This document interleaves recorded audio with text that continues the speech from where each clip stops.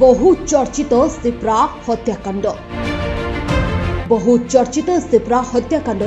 एक audio clip viral को नहीं गत रविवार दिन पूर्वतन सांसद तथा कार्यकारी सभापति प्रदीप माझी एक सांबादिक सम्मेलन करी बीजेडी सांसद श्री रमेश माझी और बीजेपी विधायक श्री नित्यानंद गंडा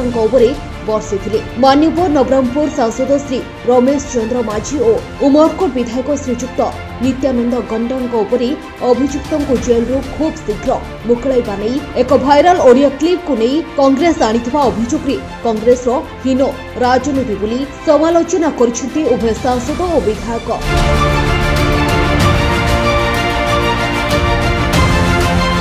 तेबे सिप्रांको हत्याकारी विप्लव विश्वास निज मां कथा हैला बड़ी से विधायक और सांसद पीए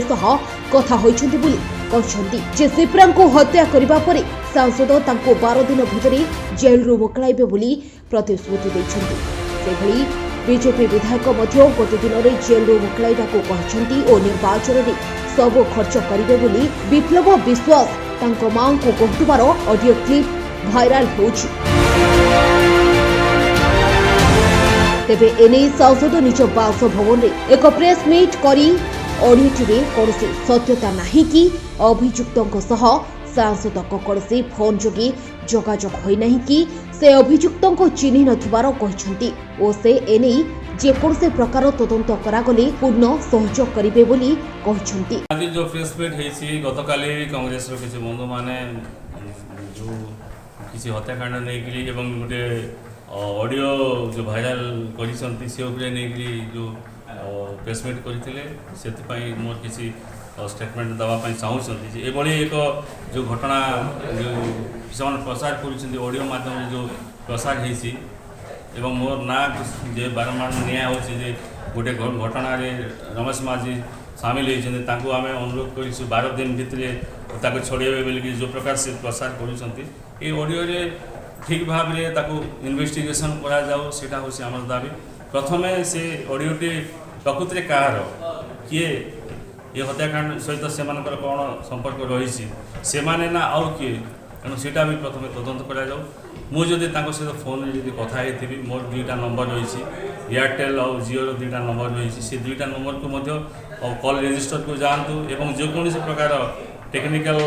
जो आमर टेक्नोलोजी व्यवहार करी ठीक भाव में इन्वेस्टिगेशन भी करा जाओ। मो जदि ऑडियो जदि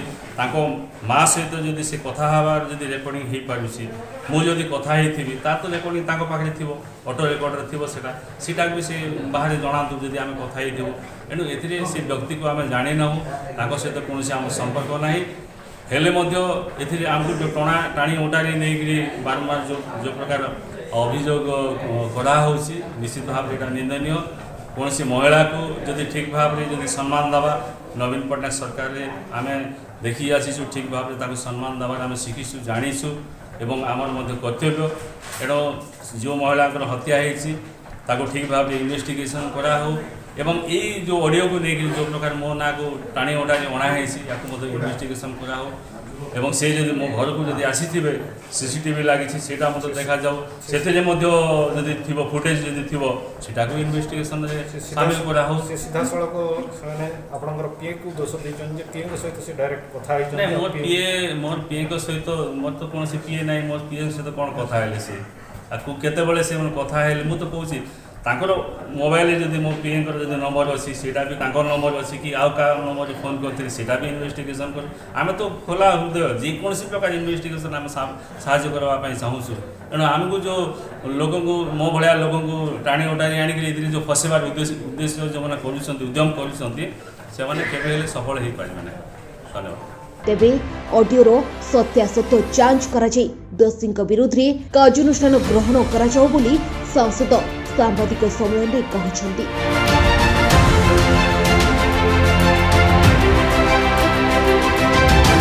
सेपरी विधायक मध्य निज पिता स्वास्थ्य अवस्था खराब थिबारु से व्यस्त थिले और से